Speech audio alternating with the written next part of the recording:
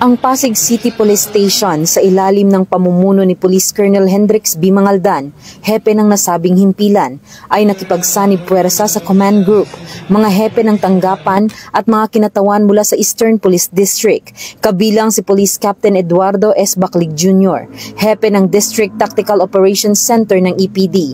Sama-sama silang nakilahok sa Rotary District 3,800 Service Project Exposition na pinangunahan ni District Governor Gina T. Sanchez na ginanap sa Mega Trade Hall 3, SM Mega Mall B, Ortega Center, Mandaluyong City.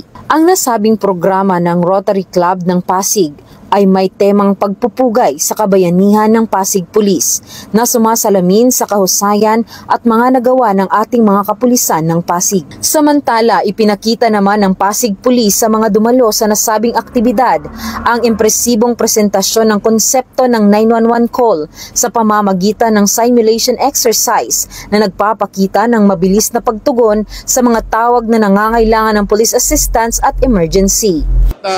Yung buong Pasig City Police Station, nagpapasalamat sa Rotary Club of Pasig. Malaking bagay ito yung mga donations ng mga ICT equipments for us to deliver yung more sweeper and more responsive police response. So ito yung mga kailangan namin for the delivery of public safety security services sa buong Pasig at saka sa buong PNP. They are most welcome. Welcome po namin lahat ng mga support, mga assistance coming from our stakeholders.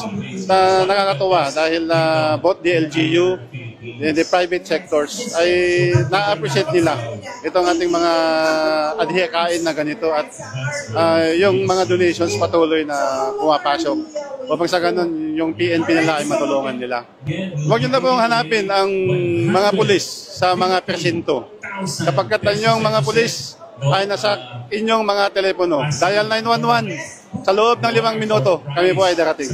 Ang mga pagsisikap na ito ay naaayon sa napapanahong pagtugon ng pulisya sa kaligtasan ng publiko at pag-unlad ng komunidad. Mula dito sa Eastern Police District, ako po ang inyong PNN correspondent, Patrolwoman Jenny Dolor, alagad ng batas, tagataguyod ng Balitang Pulis.